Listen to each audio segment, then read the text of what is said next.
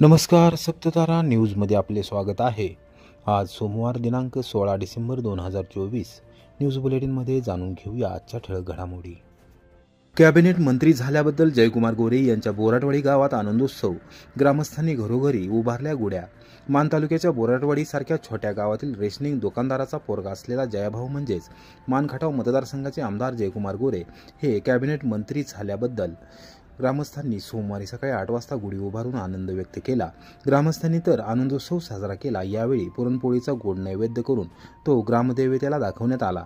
जयकुमार गोरे हे चौथ्यांदा मान खटाव मतदारसंघातून विजयी झाले असून त्यांनी भारतीय जनता पक्षाचे मोठे जाळे पश्चिम महाराष्ट्रात विणले आहे। त्यांच्या उज्ज्वल कामगिरीची दखल घेऊन पक्षाने त्यांच्यावर थेट कॅबिनेट मंत्रिपदाची जबाबदारी सोपवली आहे। सामान्यातील सामान्य रेशनिंग दुकानदाराचा पोरगा थेट राज्याच्या कॅबिनेट मंत्री झाल्याबद्दल ग्रामस्थांनी आनंद व्यक्त केला आहे। गावात प्रत्येक घरावर गुढी उभारण्यात आली असून सर्वांनी गोड नैवेद्य करत ग्रामदेवतेला दाखवला आहे। एकूणच बोराटवाडीत आनंदोत्सव साजरा करण्यात आला। बोराटवाडी गावचे सुपुत्र जयकुमार गोरे भाऊ आमचे गावचे सुपुत्र यांचा कॅबिनेट मंत्री म्हणून शपथविधी झाला आहे। तरी काल दुपारनंतर सर्व बोराटवाडीतील ग्रामस्थ टीव्ही पुढे समोर बसून टीव्हीकडे एकटक लावून पाहत होते। आमदार गोरे शपथविधी कधी घेतात ते पाहत होते। तरी जवळजवळ 5:22 22 मिनिटाला बरोबर आमदार जयकुमार गोरेचा शपथविधी पार पडला। तेव्हा असा ऊर भरून आला सर्व बोराटवाडीकरांचा आणि असा काही समजत नव्हतं। म्हणजे आश्चर्याची गोष्ट आहे। आमच्या बोराटवाडीच्या सुपुत्रासाठी मंत्रिपद मिळतं या बोराटवाडीकरांचं ते एक अभिमानाची बाब आहे। तरी संध्याकाळी सर्व बोराटवाडीकरांनी आतषबाजी करून फटाके वाजवून पेढे वाटप केले आणि सकाळी सर्व बोराटवाडीकरांनी पुरणपोळीचा नैवेद्य गावचे ग्रामदैवत लक्ष्मी मातेला दावून गुढीपाडवा जसा असो तसा सर्वांच्या घरी गुढी उभारून आनंदोत्सव साजरा केला आहे। आणि आता जयकुमार गोरेंच्या पुढील वाटचालीसाठी बोराटवाडीकरांच्या मनोमन हार्दिक शुभेच्छा राहतील आणि बोराटवाडीकर पूर्ण ताकदीने आमदार गोरेंच्या पाठीशी खंबीरपणे उभे राहतील। कोरेगावात महसूल अधिकाऱ्यांना चक्क संविधान उद्देशिका आणि राजमुद्रेचा विसर। पीपल्स रिपब्लिकन पार्टी ऑफ इंडियाचे पश्चिम महाराष्ट्र उपाध्यक्ष रमेश उबाळे संतप्त। थेट जाऊन विचारला जाब, दिला आंदोलनाचा इशारा। कोरेगावच्या नवीन मध्यवर्ती प्रशासकीय इमारतीमध्ये प्रांताधिकारी कार्यालय आणि तहसीलदार कार्यालय स्थलांतरित झाले आहे। या कार्यालयाच्या प्रवेशद्वारावरच भला मोठा फलक लावण्यात आला आहे, मात्र त्यावरील राजमुद्रा गेले 3 महिने गायब झालेली आहे। त्याचबरोबर संविधान उद्देशिका देखील लावण्यात आलेली नाही। ज्या संविधानावर आणि राजमुद्रेवर देश चालतो त्याचाच विसर लोकसेवक असलेल्या अधिकाऱ्यांना जर पडत असेल तर कदापि योग्य नाही। येत्या 2 दिवसात संविधान उद्देशिका आणि राजमुद्रा कार्यालयाच्या प्रवेशद्वारावर न बसवल्यास टाळेठोक आंदोलन केले जाईल, असा इशारा पीपल्स रिपब्लिकन पार्टी ऑफ इंडियाचे पश्चिम महाराष्ट्र उपाध्यक्ष रमेश उबाळे यांनी दिला आहे।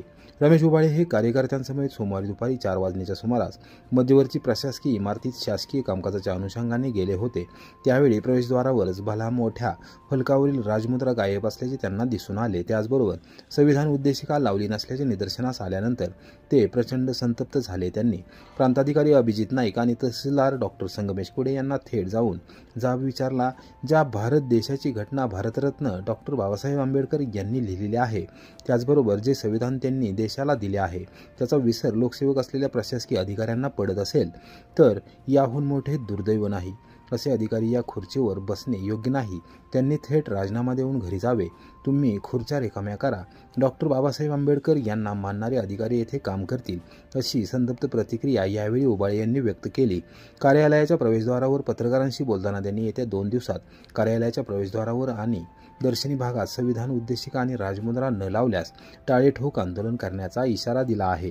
2 दिवसांमध्ये प्रशासनाला जाग आली नाही तर डॉक्टर बाबासाहेब आंबेडकर यांच्या विचाराचे अनुयायी काय करू शकतात हे संपूर्ण सातारा जिल्ह्याला माहिती आहे। प्रशासनाने ही बाब लक्षात घ्यावी, असा इशारा देखील उबाळे यांनी दिला आहे।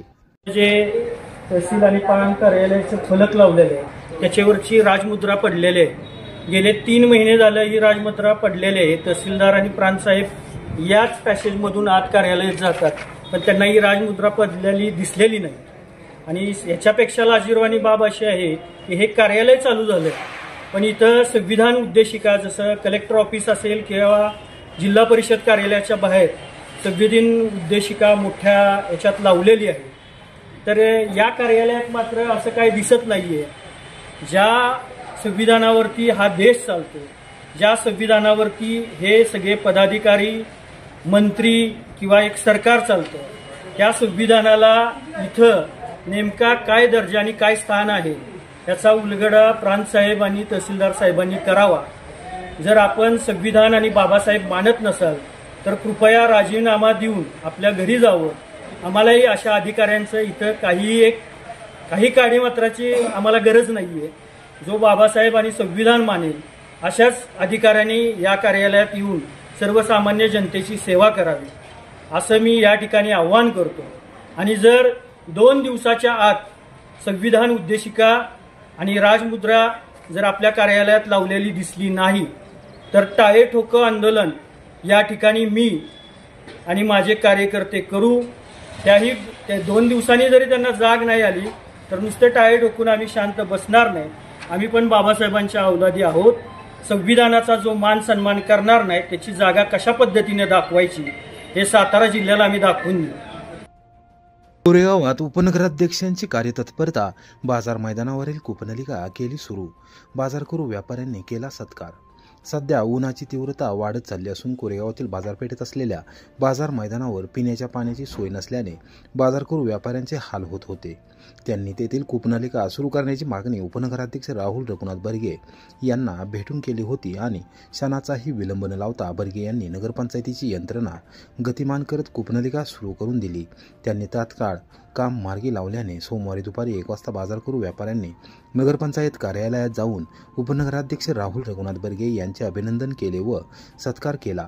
कृष्णा खोरे विकास महामंडळाचे उपाध्यक्ष नामदार महेश शिंदे यांनी उपनगराध्यक्ष पदाची धुरा हाती दिल्यानंतर राहुल रघुनाथ बर्गे यांनी आपल्या गतिमान कारभाराने नगरपंचायतीचा कायापालट केला आहे. नगरपंचायत कार्यालयात दररोज उपस्थित राहून ते सर्वसामान्य जनतेचे प्रश्न समजावून घेऊन जागेवर सोडवत आहेत. नगरपंचायतीच्या मिळकत कर वसुलीकडेही त्यांनीही लक्ष दिले असून वसुली विभाग कार्यक्षम केला आहे. कोरेगावात आझाद चौक आणि जुना मोटार स्टँड येथील भाजी मंडईचे काम सुरू असल्याने सर्व व्यापारी हे बाजार मैदानावर व्यवसाय करतात. त्याचबरोबर आठवड्यातून सोमवारी आणि गुरुवारी तेथेच बाजार भरतो. सध्या उन्हाची तीव्रता वाढत चालली असून दुपारच्या सुमारास पिण्याच्या पाण्याची उपलब्धता होत नसल्याची खंत व्यापाऱ्यांनी व्यक्त केली होती. त्याचवेळी बाजार मैदानावरील कूपनलिका बंद असल्याचे त्यांच्या लक्षात आले. त्यांनी उपनगराध्यक्ष राहुल रघुनाथ बर्गे यांना माहिती दिली आणि कूपनलिका दुरुस्त करण्याची विनंती केली. बर्गे यांनी क्षणाचाही विलंब न लावता पाणीपुरवठा विभागाच्या अधिकारी व कर्मचाऱ्यांना तात्काळ कूपनलिका सुरू करण्याचे आदेश दिले. सर्व साहित्य नव्याने आणून कूपनलिका सुरू करण्यात आली. आपल्या दृष्टीने महत्त्वपूर्ण असलेला विषय मार्गी लागला. त्याचबरोबर उन्हाळ्यात आता पाणी टंचाई भासणार नसल्याने बाजार करू व्यापाऱ्यांनी आनंद व्यक्त केला. त्यांनी नगरपंचायत कार्यालयात जाऊन राहुल रघुनाथ बर्गे यांचा सत्कार केला. यावेळी कोरेगावचे माजी नगरसेवक महेश बर्गे, विद्यमान नगरसेवक सचिन बर्गे तसेच आवटे मामा व बाजारातील प्रमुख यावेळी उपस्थित होते. त्यांचे म्हणणे ऐकून घेतल्यानंतर लगेच एका क्षणामध्ये नगरपंचायतीतल्या कर्मचाऱ्यांना सांगून नगरसेवकांना विश्वासात घेऊन या ठिकाणी हापशीचं काम ज्यांचे रविवारी दुरुस्त करून दिले, हापशी त्यांना सोमवारी बाजारात व्यवस्थित पोलच्या लाईटीची व्यवस्था करायला सांगितली आहे आणि शौचालयाची व्यवस्था करायला सांगितली आहे. म्हणजे थोड्या दिवसामध्ये आमदारांच्या कानावरती ती गोष्ट घालून आमदारांच्या समक्ष बोलून ती सुद्धा तुमची मार्गी लावण्यात येतील. तुम्ही एवढ्या लांबून कोरेगाव शहरावरती विश्वास ठेवून या ठिकाणी येता आणि आमच्या कोरेगाव शहरा म्हणजे निगडीत आहात काय तुम्ही कोरेगाव शहरासाठी आणि कोरेगाव शहरामध्ये जे आपण व्यवसाय करत असतात ते व्यवसाय तुम्ही भाडे सुद्धा देत आहात. त्यामुळे तुम्हाला सगळ्या सोयी देणे या नगरपंचायतीचा आमचं सगळ्यांचा अधिकारच आहे तो तुमचं काम करणं. तर इथून पुढे सुद्धा काही कामं असली तर आम्हाला सांगत जावा, आम्ही 100% सोडवण्याचा या ठिकाणी प्रयत्न करू. धन्यवाद. परभणीतील दंगलीची उच्चस्तरीय चौकशीच्या मागणीसाठी मंगळवारी साताऱ्यात डफली बजाओ आंदोलन. परभणी येथील दंगल प्रकरणात पोलिसांनी केलेल्या बेदम मारहाणीत सोमनाथ व्यंकट सूर्यवंशी या तरुणाचा दुर्दैवी मृत्यू झाला आहे. ही घटना अत्यंत वेदनादायी आहे. या संपूर्ण प्रकाराची चौकशी करण्याच्या मागणीसाठी रिपब्लिकन पार्टी ऑफ इंडियाच्या आठवले गटाच्या वतीने मंगळवार दिनांक 17 डिसेंबर रोजी सकाळी 11 वाजता सातारा येथील जिल्हाधिकारी कार्यालयासमोर डफली बजाव आंदोलन छेडण्यात येणार आहे। पक्षाचे तालुकाध्यक्ष नितीन बोतालजी यांनी पदाधिकारी व कार्यकर्त्यांसमवेत सोमवारी दुपारी 4 वाजता प्रांताधिकारी अभिजित नाईक व तहसीलदार डॉक्टर संगमेश कोडे यांची भेट घेऊन निवेदन सादर केले व राज्य सरकारपर्यंत आमची भूमिका पोहोचवावी अशी मागणी केली। राज्य सरकार सत्तेचा आणि पदाचा गैरवापर करत पोलिसांमार्फत हत्याकांड घडवत आहे, याची उच्चस्तरीय चौकशी झालीच पाहिजे। या मागणीसाठी आम्ही डफली बजाव आंदोलन छेडणार आहोत असा इशारा बोतालजी यांनी दिला। ज्यांच्यामुळे परभणी व महाराष्ट्र पेटला तो हरामखोरी करणारा मात्र सर्व सुविधा घेत हॉस्पिटलमध्ये आहे आणि संविधानावर प्रेम करणारा आणि डॉक्टर बाबासाहेब आंबेडकर यांचे अनुयायी असणाऱ्या समाजाचे मुर्दे पाडले जात आहेत। कायद्याचे शिक्षण घेणाऱ्या सोमनाथ सूर्यवंशी याच्यासारख्या कित्येक निरपराधांचे खून या काळात होऊ लागले आहेत। महाराष्ट्राचा बिहार होत आहे। पोलीस कोठडीमध्ये आंदोलनकर्ते सुरक्षित नाहीत असा आरोप बोतालजी यांनी केला। सर्व घटनेचा निषेध म्हणून रिपब्लिकन पक्ष डफली बजाव आंदोलन छेडणार असल्याचे त्यांनी सांगितले। त्यामध्ये एक दलित समाजातला मुलगा तो लॉ करत होता, लॉ म्हणजे तो वैचारिक विचाराचा होता। त्याच्या हातामध्ये पेन पण दिसतोय आणि वही पण आहे त्याच्या हातामध्ये, तरी त्यांना डिपार्टमेंटने त्याला जेलमध्ये ठेवून त्याला मारहाण केली व मारहाण करून त्याचा मृत्यू घडला। ही खूप मोठी दुर्दैव घटना आहे महाराष्ट्रामध्ये, कारण महाराष्ट्र हा पूर्वगामी व महापुरुषाच्या विचारावर चालणारा महाराष्ट्र आपला आहे। ही घटना अतिशय निंदनीय व आमच्या समाजावर जो आमचा भाऊ वारलेला आहे तो आज शहीद झालेला आहे। आज भारतासाठी जे आर्मीवाले शहीद होतात तसेच आमच्या बाबासाहेबांच्या संविधानासाठी तो शहीद झालेला आहे। त्याला माझ्याकडून भावपूर्ण श्रद्धांजली। शाही संपलीच आहे महाराष्ट्रामध्ये तर, आणि ह्याचा आम्ही निषेध करतो। आणि उद्या या सर्व लोकांना माझे एक आव्हान आहे, सर्व समाजाच्या लोकांना आव्हान आहे, मराठा असेल, ओबीसी समाज असेल, एससी एसटी सर्व समाज असेल, ह्यांना माझं आव्हान आहे। मुस्लिम समाजाला पण आव्हान आहे। संविधान हे काय फक्त जमीवाल्यांचं नाहीये, कारण संविधानावर सर्व समाजाचे लोक चालतात। त्यामुळे प्रत्येकाने समाजासाठी किंवा इतर गोष्टीसाठी किंवा संविधानासाठी फक्त जयभीमाने उतरावं असं असतं का? इतर समाजातील लोक तुम्ही काय फायदा घेत नाही संविधानाचा? त्यामुळे माझं सर्व समाजाला आव्हान आहे, तुम्ही जिथे जिथे मूक मोर्चा असेल, जिथे जिथे संविधानाच्या विरोधात एखादं आंदोलन ज्यांनी कृत्य केले त्याच्या विरुद्ध आंदोलन असेल तर तुम्ही सहभागी होणं गरजेचं आहे। व उद्याच्याला आम्ही कलेक्टर ऑफिस या ठिकाणी डफली बजाव आंदोलन करत आहोत व येणाऱ्या काळात खूप मोठ्या संख्येने आणि मोठा जन आक्रोश मोर्चा होईल, याची प्रशासनाने व सरकारने दखल घ्यावी।